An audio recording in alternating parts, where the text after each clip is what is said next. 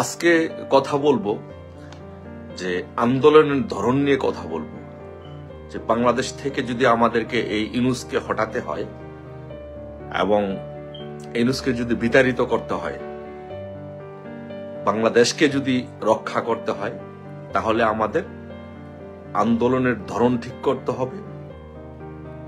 কারণ আন্দোলনের ধরন বাংলাদেশকে, আমাদের বাংলাদেশ আমাদেরকে রক্ষা করতে হবে।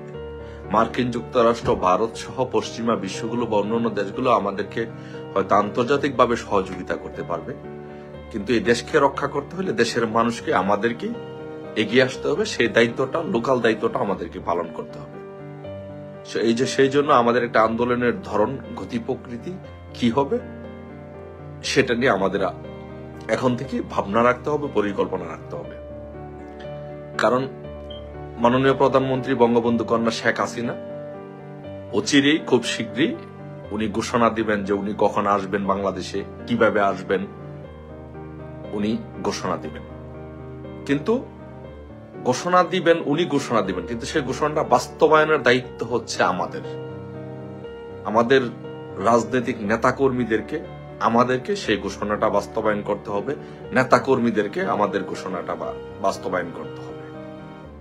তো সেই জন্য আমাদের এখন থেকেই আন্দোলনের গতি প্রকৃতি কি হবে, যেদিন মাননীয় প্রধানমন্ত্রী বঙ্গবন্ধু কন্যা শেখ হাসিনা যেদিন বাংলাদেশে আসবেন, সেদিন আমাদের কত লক্ষ লোক আসতে হবে, কোথা থেকে আসতে হবে, কিভাবে আসতে হবে, সেই প্রক্রিয়াগুলো আগে থেকে আমাদেরকে সকলকে অবহিত হতে হবে এবং সেই প্ল্যান মোতাবেক যেন আমাদের আগে থেকেই কাজ করতে হবে। ব্রিটিশ স্ট্যান্ডার্ড বুঝেন, যে আগে থেকেই সবকিছু পরিকল্পনা মাফিক কাজ করতে হবে, আগে থেকে সবকিছু প্রস্তুতি নিয়ে রাখতে হবে।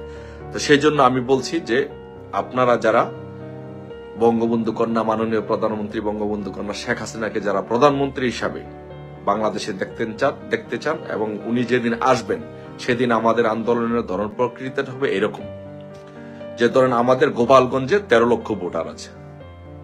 গোপালগঞ্জে 13 লক্ষ ভোটার থেকে আমার সাথে গোপালগঞ্জের লোকজনের যে কথা হয়েছে, যে ওরা প্রায় 10 লক্ষ লোক ঢাকায় আসতে পারবে।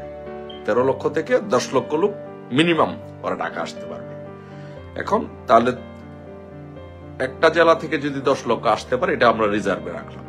তারপর বাকি জেলাগুলো নিয়ে আমরা কথা বলি, যে আমাদের বাংলাদেশে প্রায় 1 কোটি অ্যাক্টিভ বাংলাদেশ আওয়ামী লীগের নেতাকর্মী আছে, যারা সরাসরি আওয়ামী লীগ, যুবলীগ, স্বেচ্ছাসেবক লীগ, কৃষক লীগ, যুব মহিলা লীগ, মহিলা লীগ সহ এই নেতাকর্মী, এই সংগঠনগুলোর সাথে জড়িত এবং ইউনিয়ন, ওয়ার্ড থেকে নিয়ে জেলা, উপজেলা, নগর, মহানগর পর্যন্ত সবগুলো ইউনিটে প্রায় 1 কোটি অ্যাক্টিভ নেতাকর্মী আমাদের আছে। আচ্ছা, আমাদের যদি 1 কোটি অ্যাক্টিভ নেতাকর্মী থাকে, এইবার আন্দোলনে আমাদের যে কাজটি করতে হবে, আমরা যখন মার্চ টু ঢাকা ঘোষণা করব, আমরা যখন ঢাকায় আসব, যেদিন প্রধানমন্ত্রী শেখ হাসিনা যেদিন বাংলাদেশে আসবেন, সেদিন যখন উনি ঘোষণা দিবেন, তখন আমরা ঢাকার দিকে ঢাকায় আসব। এইবার আমাদের ব্যতিক্রম যে কাজটি করতে হবে, আমি বাংলাদেশের এই কাজ অনলাইনে কাজ করতে গিয়ে আমার সারা বাংলাদেশের নেতা কর্মীদের সাথে, বিভিন্ন প্রত্যঞ্চলের মানুষের সাথে কথা বলে আমি যেটুকু জেনেছি, যে মানুষ বাচ্চা থেকে বৃদ্ধ, আবাল বনিতা, প্রত্যেকটি মানুষ এই বঙ্গবন্ধুকে এবং বঙ্গবন্ধু পরিবারকে ভালোবাসে, আওয়ামী লীগকে ভালোবাসে, এই দেশকে ভালোবাসে। তারা বঙ্গবন্ধু কন্যার জন্য জীবন উৎসর্গ করতে চায়। তাহলে এখন আমাদের কি করতে হবে, যে আমাদের সেটাকে কাজে লাগাতে হবে। আমাদের সেই আন্দোলনটা এমন ভাবে, একটা আন্দোলনের, যেমন আমরা 28 অক্টোবরে যে কাজটা করেছিলাম, এরকম একটা ড্যাশিং মেথড, একটা আন্দোলনে একদিনে বাংলাদেশ থেকে এই ইউনূস সহ সকল অপশক্তিকে ওয়াইপ আউট করে দিতে হবে। এই জন্য আমাদেরকে যেটা করতে হবে, যে সেটা হচ্ছে যে আমাদের এই 1 কোটি কিন্তু আওয়ামী লীগের নেতাকর্মী আছে। আমাদের এইবার যে কাজটি করতে হবে, 1 কোটির নেতাকর্মীদের আমাদের আন্দোলনটা একটু ভিন্ন আঙ্গিকে করতে হবে। যেমন আমরা যেটা করব, যে সেটা হচ্ছে আমাদের ঘরে যেই সব সদস্যরা আছে, মহিলারা আছে, বাচ্চারা আছে, বৃদ্ধরা আছে, প্রত্যেকেই তার পরিবার পরিজন, স্ত্রী, কন্যা, সন্তান, ছেলে মেয়ে, বাবা মা, ভাই বোন, সবাইকে নিয়ে একসাথে আমরা মার্চ টু ঢাকা ঘোষণা করতে হবে। মানে সোজা কথা, এই আন্দোলনে যেন শিশু থাকে, এই আন্দোলনে যেন তরুণরা থাকে, এই আন্দোলনে যেন বৃদ্ধরা থাকে, মহিলারা থাকে, নারী থাকে, সকল শ্রেণীর মানুষের প্রেসার একটা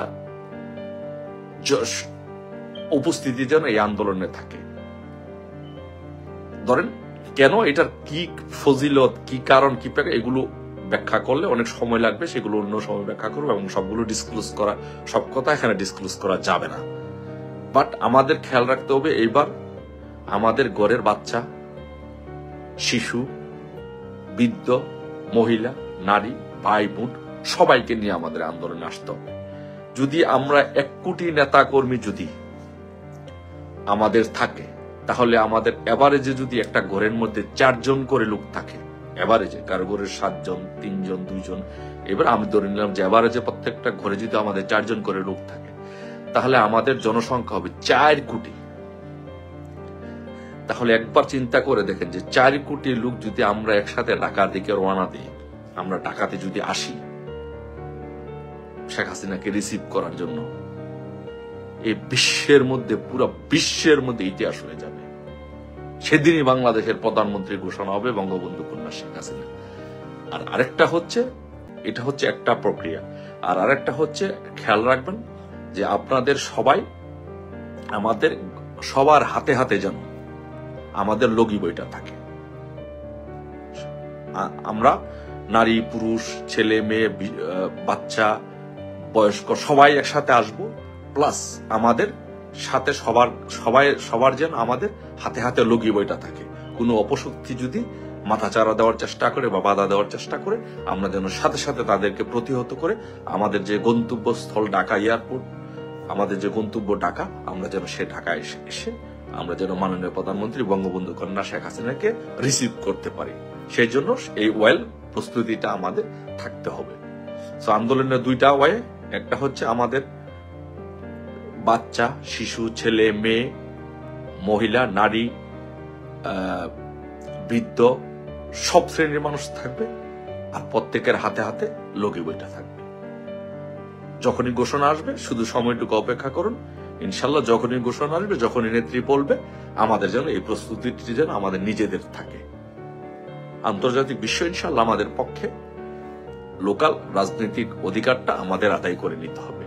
সেই জন্য সবাই প্রস্তুতি থাকুন। বিজয়ের মিছিলে দেখা হবে ইনশাল্লাহ। জয় বাংলা, জয় বঙ্গ।